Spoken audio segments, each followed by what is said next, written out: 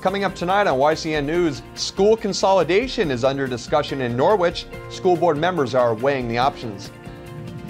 A fatal accident on I-91 yesterday claims the life of one. And another look at preseason football. Today we check in with Lebanon's team. For more news, weather, and sports, stay tuned for YCN News, giving you your local view. Now, your daily digest of the Dartmouth Lake Sunapee region, southern Vermont, and Windsor County. News, sports, weather, and all that is happening in our area. The news on YCN, your local view. Good evening, everyone. It is Tuesday, August 18th. Thank you for joining us tonight. I'm Kurt Weedy, and welcome to YCN News. We begin tonight on an educational note. Both the Cornish and Unity school boards voted last night to split costs in hiring 2 new teachers. This in an effort to attract and retain quality teachers in the area. The boards voted unanimously to hire both a part-time music and art teacher, with Cornish to pay 40% of costs and Unity to pay 20%, meaning the teachers would receive approximately 60% of full-time benefits. The Eagle Times reports that the employees will be on Cornish's payroll and insurance, with Unity to be billed quarterly to cover their share. The music position already exists within the Cornish School District, while the art teacher will be a new position. Sticking with education news, as the clock ticks down to the start of school, whether students like it or not, Norwich, Vermont school board members are weighing the advantages of school district consolidation. This would fall under Vermont Act 46, which we've brought you stories on before. Now, Act 46 offers some enticing tax breaks and might prompt the district to simplify its organizational structure. The Valley News reports that by merging with a small nearby district, administrators did raise Thetford as a possibility. Norwich could claim tax incentives under this act. This new school district merger law aims to equalize educational opportunities in the Green Mountain State and to find a solution to worsening economies of scale in the state's smaller districts. Norwich school officials are meeting with their colleagues in other towns and are considering applying for a consolidation study grant from the state. A Florida man was killed and a Maine man arrested after a tractor-trailer accident on I-91 in Norwich, Vermont yesterday afternoon. Police say David Stefanik, age 54, of Shalimar, Florida, was driving north in a tractor-trailer when a tire went flat. Stefanik stopped in the breakdown lane, and while he was standing on the driver's side of the truck, a fully loaded logging truck driven by Mason Morissette sideswiped Stefanik and his tractor-trailer. Stefanik was killed.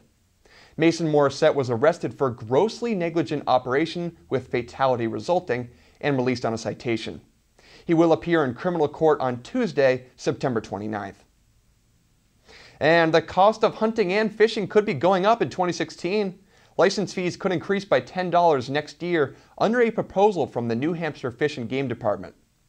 Now, these increases were authorized by the legislature to fill a $1.2 million hole in the department's proposed budget for this biennium.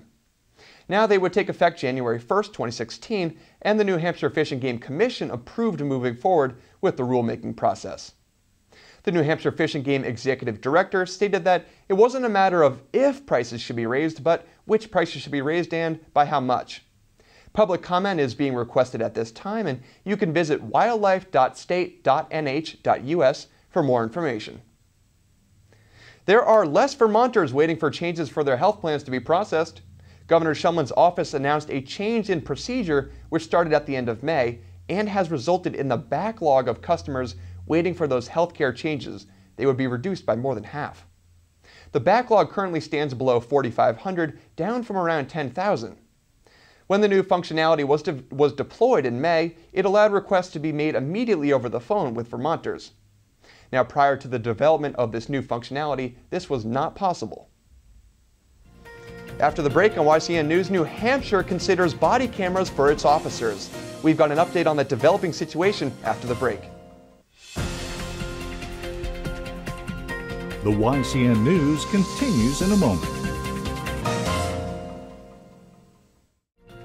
Welcome back to YCN News, everyone. Thank you for staying with us on this Tuesday night. I am, of course, Kurt Weedy. New Hampshire State Police never followed through on a plan to test body camera technology, despite having the equipment in hand earlier this year. The Concord Monitor reports that the pilot program never happened, due in part to legal concerns over privacy and how the troopers would record and store the video footage. Amid a national debate over whether to equip law enforcement officers with these cameras, Granite State lawmakers are meeting this week to resume work on legislation that would require all state troopers to wear this technology and set statewide rules governing its use.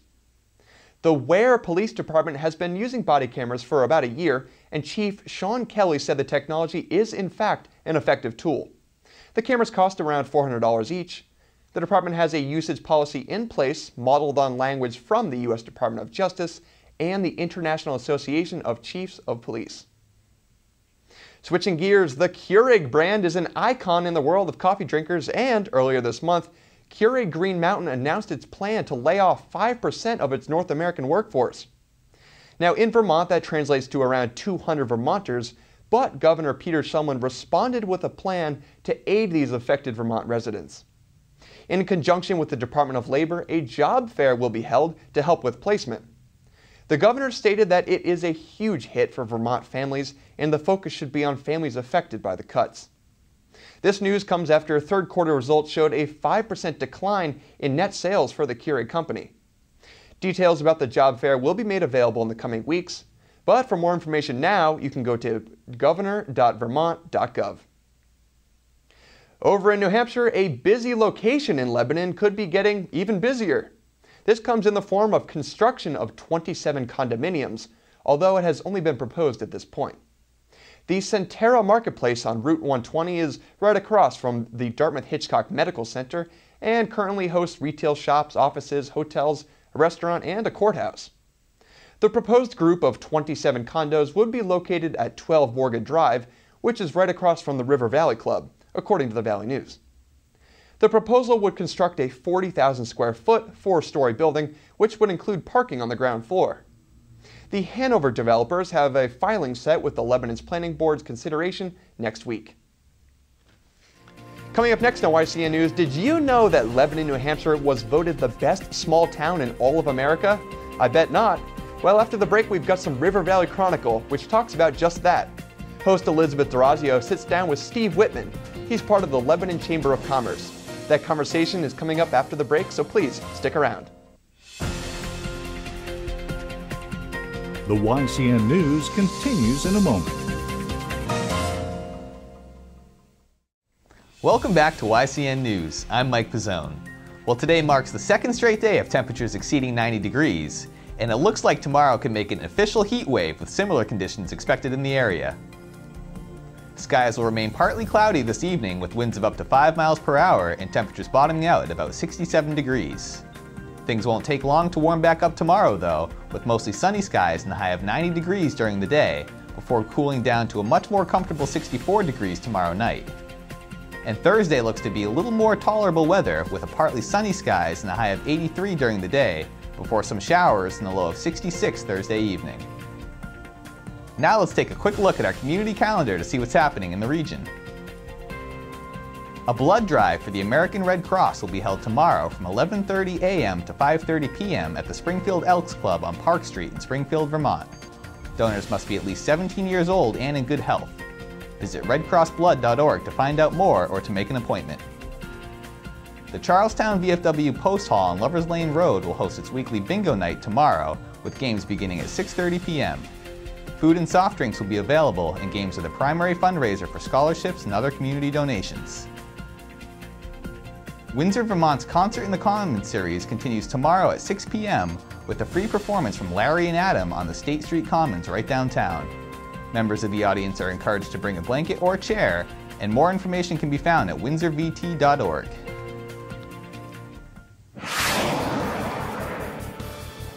Last week we brought you behind-the-scenes look at preseason football practices at both Stevens and Newport high schools. So sticking with that theme, I had a chance to stop by Lebanon football practice yesterday to check in on this year's team and ask Coach Chris Childs how his players are dealing with all this heat. The first few days was really good. We had practice Saturday, and they seem to be a little worn down after Saturday, after 3 good days of, we had three really good practices the first 3. So they had Sunday off, and now we're back in here. They seem to have a little more energy today. Of course, it's going to be hot for the next couple of days. That's going to make it hard on them too. I also asked if he was happy with the turnout of athletes who came out for the team. We tend, the year I won it in 2010, we had 32 kids. Today I have 40, so we tend to see pretty consistently around the 40 plateau. I don't get caught up in numbers as much as I like the quantity to be nice, the quality to be nice, not quantity. And so as long as the kids work hard and stuff, I'm okay with. We have 30 kids that want to be here every day, and I don't have to chase, and I'll take 30 instead of having 50 where 20 of them don't want to be here. Childs said his team is slated to take part in an 8-team scrimmage on Saturday in Hanover, made up of teams from the old Connecticut Valley League. It's nice to kind of bring back the old CVL League way back in the day, and of course I know a lot of those coaches from just being around, so nice to see them, see their team, see where they're at. The Raiders will play in their first regular season game September 4th when they travel to face Laconia. And turning to baseball, it was another tough night for the New Hampshire Fisher Cats last night as they dropped an 8-1 decision to the Reading Phillies. The teams will square off again tonight at 7. That does it for your look at local sports. I'm Mike Pizzone. Thanks, Mike. Now tomorrow, Mike will stay on the football beat and have a look at Kearsarge's team, as well as words from their coach. After the break, we'll continue our Capital Connections conversation between host John O'Connor and Brad Poznansky of New England College. We'll be right back. The YCN News continues in a moment.